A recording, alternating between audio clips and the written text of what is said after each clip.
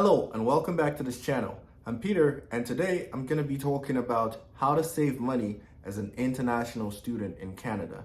I was an international student once, and if you find ways that you can save money at any point in time, it's always a good thing to have. So if you're new to this channel talks about personal finance tips, investment tips for beginners, tips that help you grow on your way to financial independence. And if that sort of content interests you, don't forget to hit the subscribe button so that you can get notifications whenever I post a new video. So, how to save money as an international student in Canada. I have a few points outlined here, but let's talk about it for a little bit. You know, as an international student, the culture shock, different things that happen within the community as you get into Canada, it takes some adjusting to. And one of the things that if you're not careful could quickly eat into your savings or the savings you have for your studies is your expenses. So having to adjust in a place like Canada, where it's quite different, like for instance, I'm from Nigeria and it's very, very different where I'm from.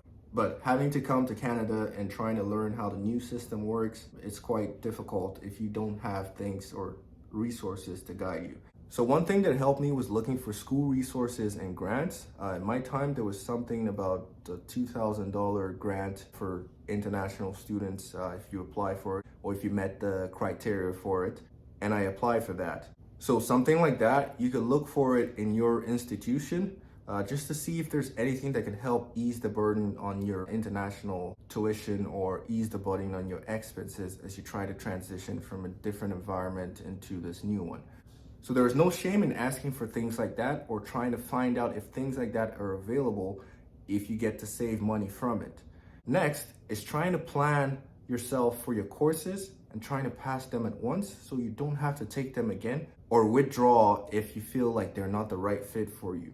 So doing a course-based master's when I came into Canada, I realized that I had to pick my courses, and if I didn't pick them right or try to pass them at once, meeting the minimum criteria of course, you would have to take them again. This in turn would lead to more money spent on your end as a student just because you have to pay for those courses again, which is not really a good thing, especially if they're 2.5 times more expensive than domestic. The next point is working part-time to supplement your savings. So in Canada, at this point of recording, I think you're allowed about 20 hours a week as a student. Even if you have sufficient money for your living expenses and tuition, it's always good to have that supplemental income so you don't run out of money fast. Think of it like a bucket filled with water and there's a hole at the bottom. It keeps dripping water, which is your tuition, your money, your living expenses, everything just going down the drain. But you need that supplemental income to at least reduce the rate at which that money goes down before you're done schooling. Another thing you could do to save money as an international student is sticking to necessities.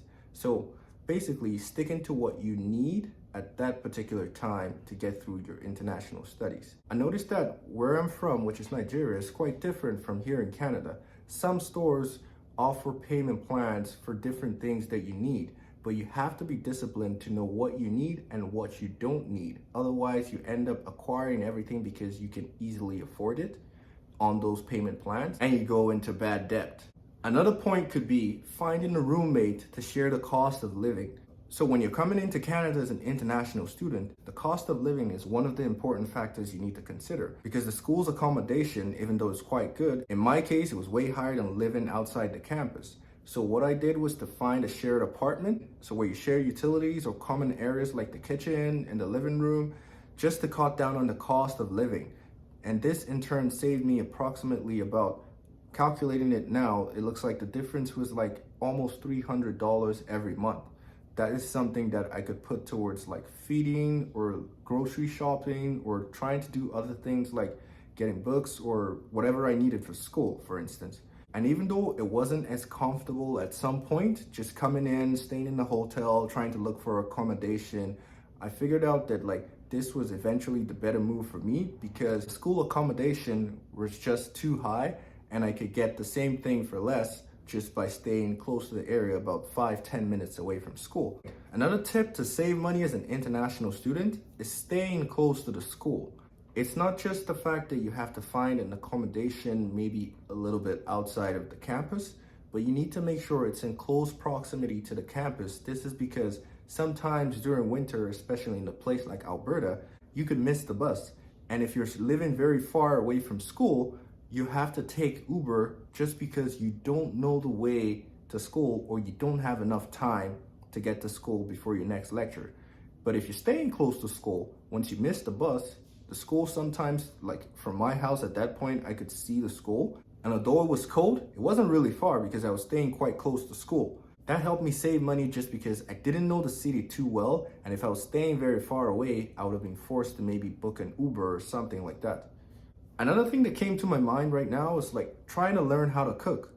Just because you need to be cooking at home to be able to save on costs from like buying food from restaurants and stuff like that. Because as a student, most times you're really tired after school. Sometimes then my studies used to end like around 9 p.m. or 10 p.m. And before I get home, I'm already so tired that I just want to eat something and sleep. So knowing how to cook made me prep my meals ahead of time. So like on a weekend, for instance, I'll cook for the whole week, save money on that. So that way, instead of coming home and having to order maybe pizza, not like there's anything wrong with pizza, but like instead of having to order pizza every single time, I'd rather just like heat up a plate from the fridge and just move on.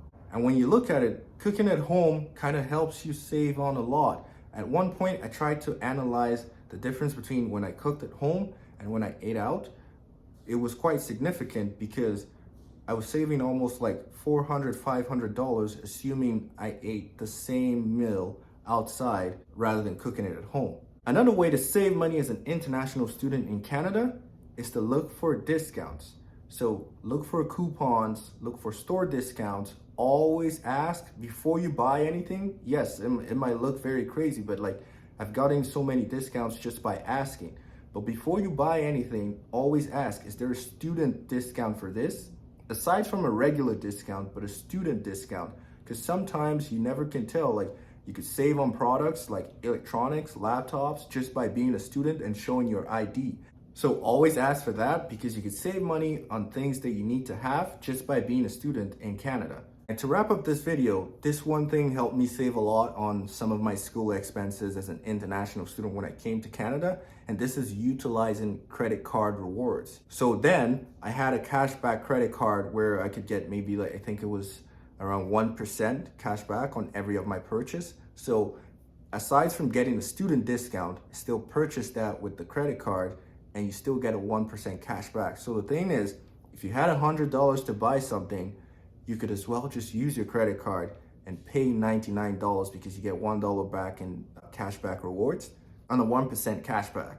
So no point buying things in full when you can get a discount and still get a cashback on that. These are the things that as an international student, you need to look out for while you're in Canada, just because some of these things, they're out there and some you have to ask for them just to be able to get them. Even like your phone bills, everything, you could always get a student discount if you ask.